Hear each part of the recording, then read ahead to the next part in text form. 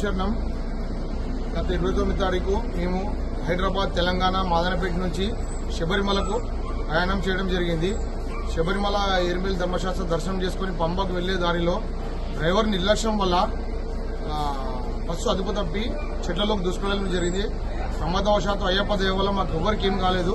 Bus చెట్ల మధ్యలో ఇరకడం వల్ల అందరం అయ్యప్ప దయతో బ్రతికి బయటపడ్డాము.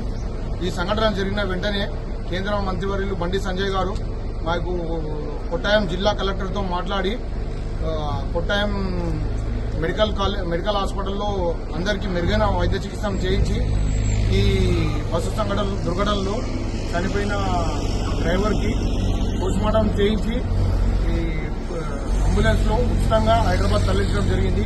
మరియు మా అందరికీ స్వాములందరికీ స్పెషల్ అయ్యప్ప దర్శనం చేయించి వాళ్ళ తిరుగు ప్రయాణంలో మాకు చాలా సహాయపడ్డ కేంద్ర మంత్రివర్యులు బండి సంజయ్ కుమార్ గారికి ధన్యవాదాలు తెలియజేస్తున్నాము.